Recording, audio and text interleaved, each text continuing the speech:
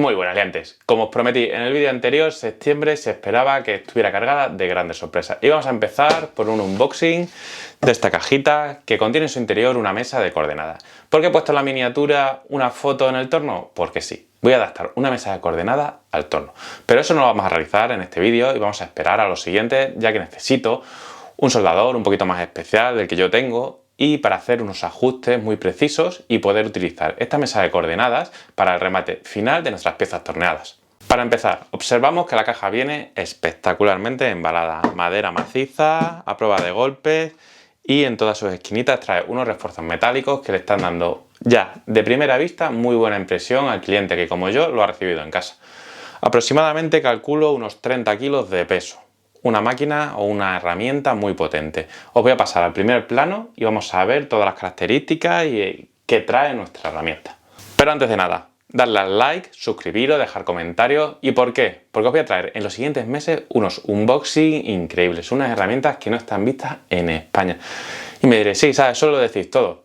Bueno, pues así para que os hagáis una idea, he calculado que durante septiembre, octubre, quizás noviembre, os voy a enseñar herramientas por un valor de más de 8.000 euros.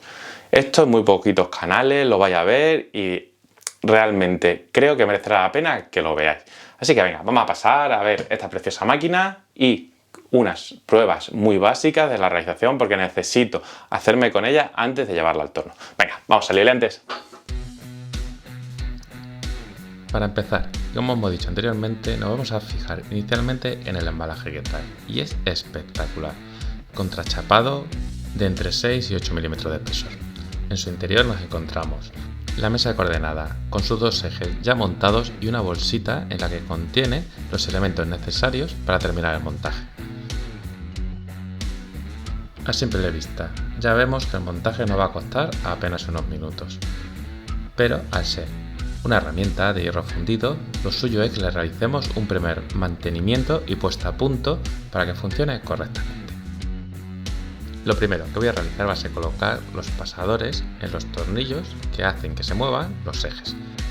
El volante pequeño irá en el frontal de la mesa de coordenadas y el más grande en el lateral. Una vez que lo hayamos colocado, aseguraremos con una tuerca de la que comúnmente se llaman cabeza de tuerca. Os lo voy a mostrar aquí en primer plano para que no quepa ninguna duda.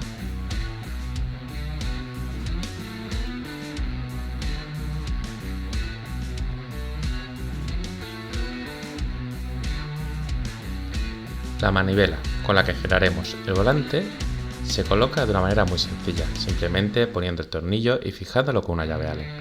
En apenas 2 o 3 minutos tendremos el montaje completo realizado. Y ahora será el momento de apretar esa tuerca, pero de una manera no muy fuerte porque si no impediría que girase el volante. Y directamente nos vamos a poner a mejorar nuestra mesa de coordenadas o a rectificar los fallos que trae de serie. Estos son muy superficiales y os recomiendo que lo hagáis. Es retirar la pintura que viene en exceso, así como todas las aristas que tiene cada una de las acanaladuras. Así conseguiremos que todas las piezas corran con mayor facilidad. Estos tornillos con sus contratuercas que os estoy mostrando es para hacer una regulación muy precisa de la herramienta. Si bien al menos el modelo que yo he recibido viene prácticamente perfecta, casi sin holguras. Es más, no voy ni a tocarla.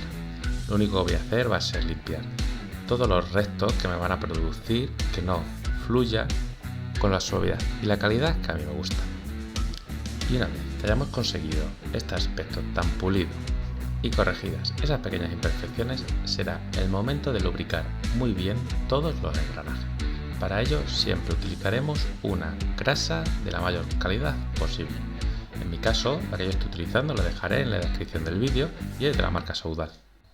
Y como ya la visteis en otros vídeos como en el mantenimiento del torno, confío mucho para este tipo de mantenimiento de mis herramientas.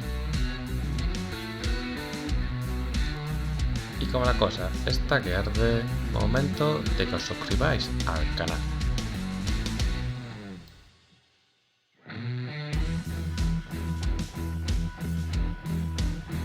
Vamos a comprobar ahora el manejo de la misma.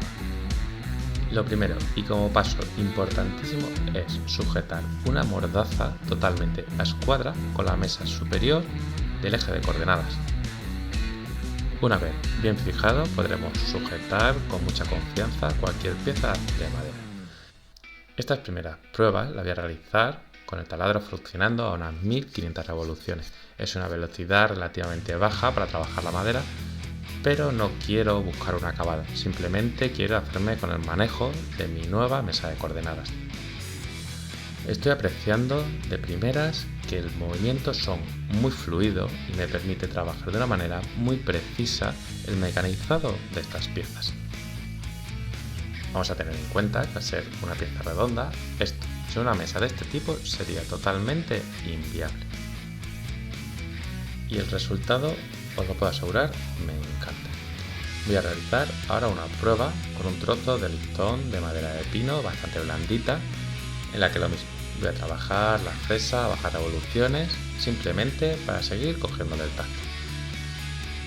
Puesto que necesito practicar un poquito antes de llevarla al torno y no estropear las piezas que tantas horas de trabajo nos llevan. Es algo muy novedoso y que habréis visto muy poquitas veces el utilizar una mesa de coordenadas junto con un torno de madera. Y os aseguro, el resultado que va a producir, si es el mismo que tengo en mi mente, va a ser espectacular. Voy a practicar un poquito más y lo siguiente lo veremos en el curso de tornería.